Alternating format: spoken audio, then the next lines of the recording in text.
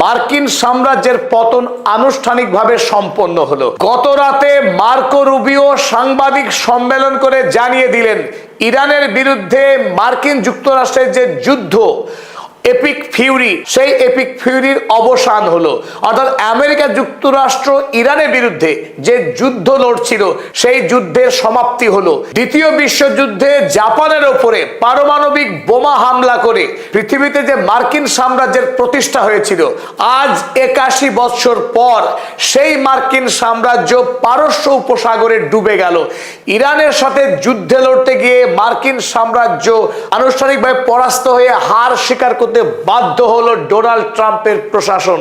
তাই Marco Rubio America যুক্তরাষ্ট্রের বিদেশ মন্ত্রী তার ইরানের বিরুদ্ধে যুদ্ধের সমাপ্তি ঘোষণার সাথে সাথেই বিশ্ববাসীর সাক্ষী থাকলো মার্কিন সাম্রাজ্যের পতনের। তাই আমরা স্ক্রিনে আজকে দেখাচ্ছি মার্কিন সাম্রাজ্যের সমাধি, RIP US এম্পায়ার।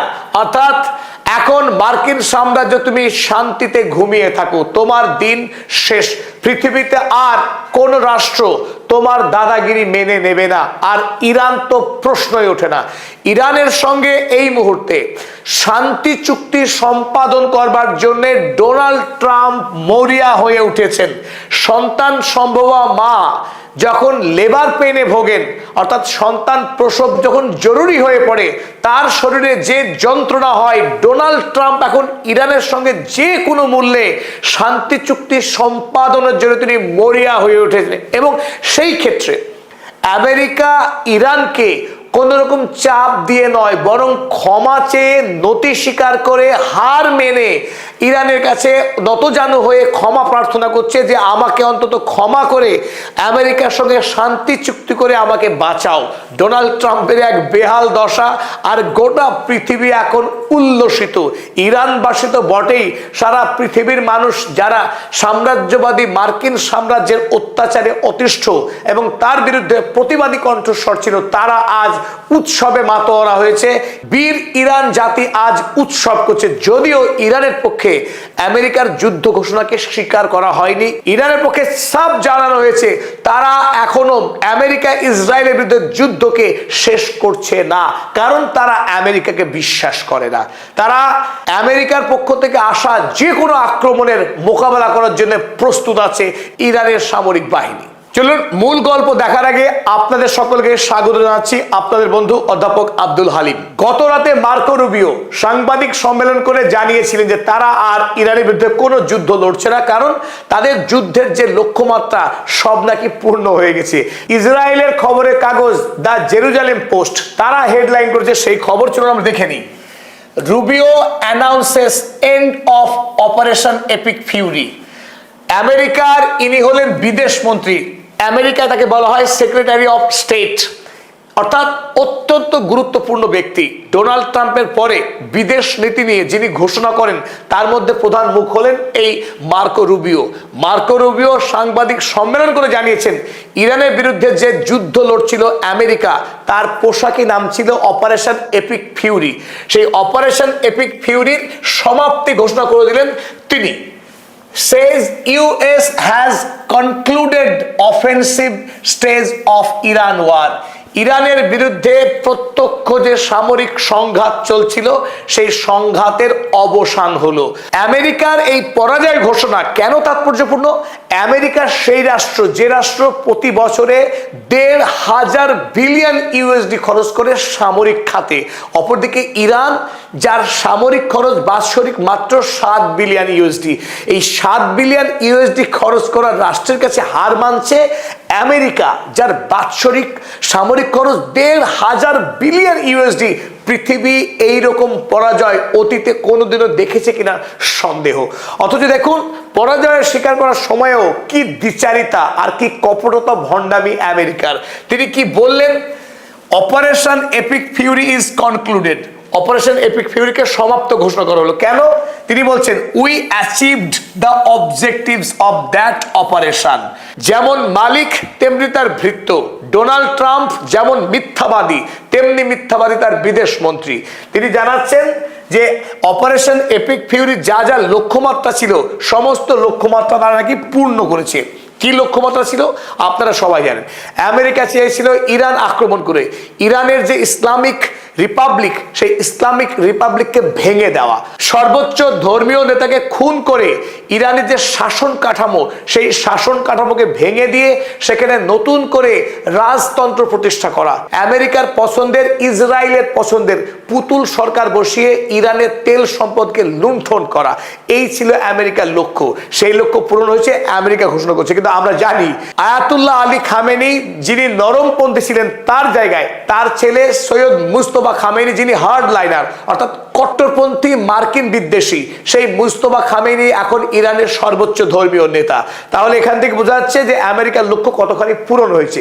দ্বিতীয় গুরুত্বপূর্ণ বিষয়, আমেরিকার অপর গুরুত্বপূর্ণ দাবি ছিল ইরান কোনোদিনও সামরিক অস্ত্র বানাতে পারবে না। ইরানের কাছে যে 441 কেজি এনরিচড ইউরেনিয়াম আছে, সেই ইউরেনিয়াম আমেরিকাকে দিয়ে দিতে হবে কিংবা রাশিয়াকে দিয়ে দিতে হবে, ইরান তার কাছে রাখতে পারবে না।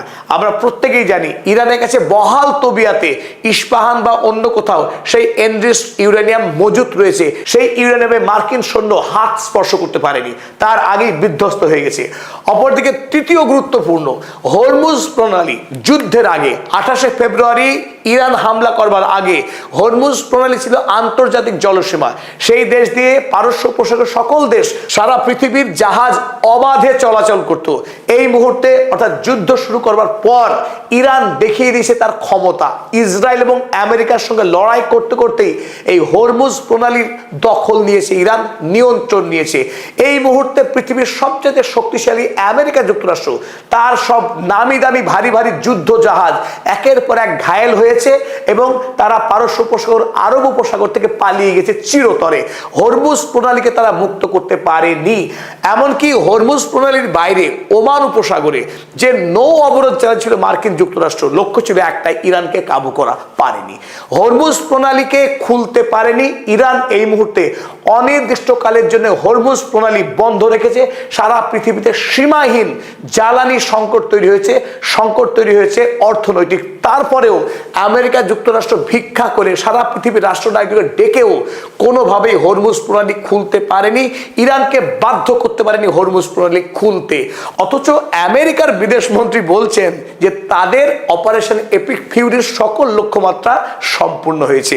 এখানেই আমরা বলছি আমেরিকার সাম্রাজ্যের পতন সম্পূর্ণ হয়েছে। তাই এই ধরনের ঘোষণা। দেশে ও বাইরে সরাসরি আক্রমণ আমেরিকা যুক্তরাষ্ট্রের পক্ষে, ডোনাল্ড ট্রাম্পের পক্ষে আর অপেক্ষা করা সম্ভব নয়। হরমুজ প্রণালী দীর্ঘদিন বন্ধ থাকার ফলে আমেরিকার অর্থনীতি লাটে উঠেছে।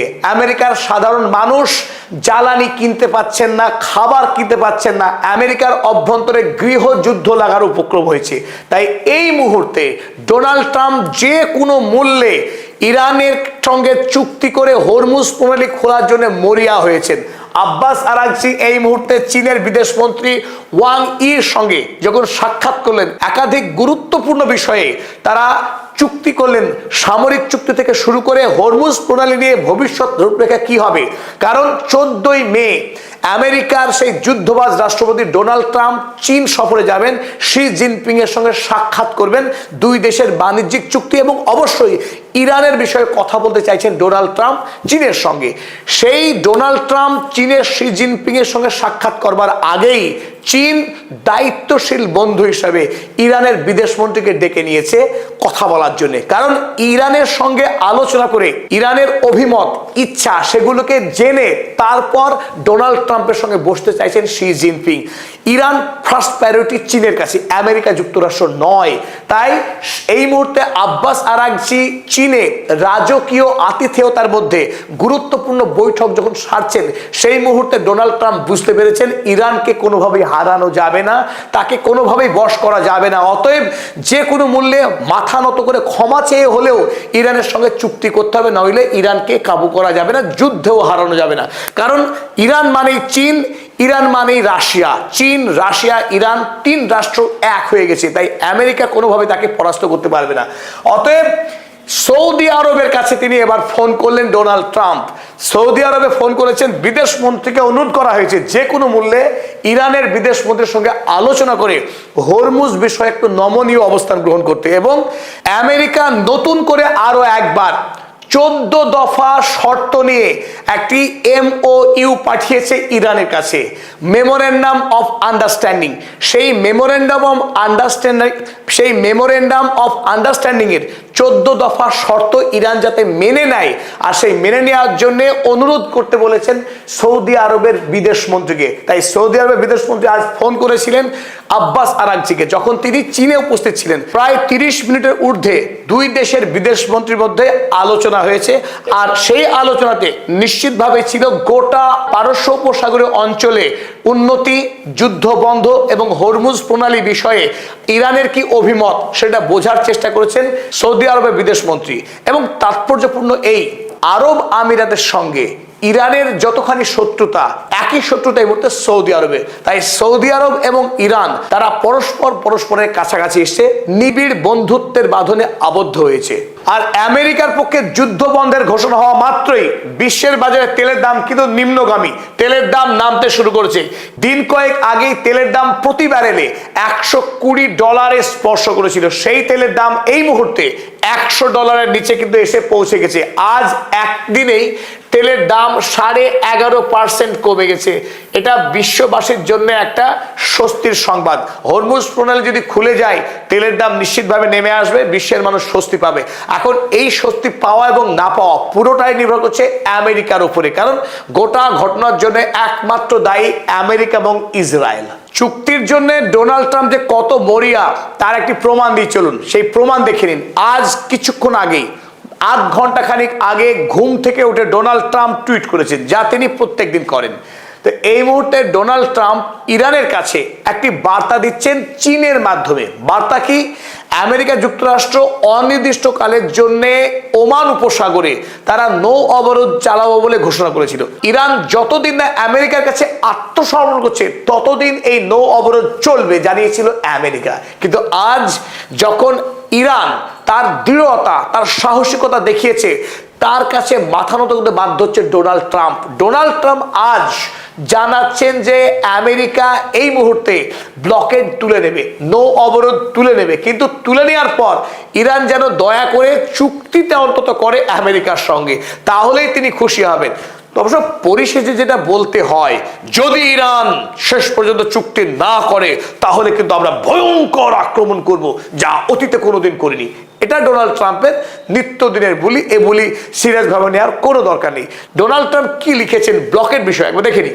অ্যাজুমিং Iran agrees to give what has been agreed two. Donald Trump বলছেন যে তিনি বিশ্বাস করছেন, তিনি মনে করছেন যে ইরান আমেরিকার দেওয়া 14 দফা যে দাবি, সেই দাবি মেনে নেবে, সেই শর্তে তারা সই করবে।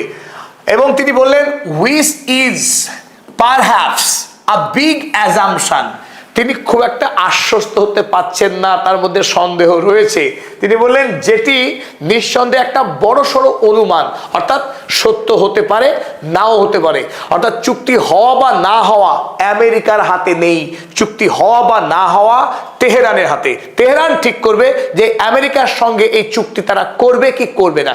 এখানেই বোঝা যায় আজকের দিনে বাদশাকে, আমেরিকা না ইরান।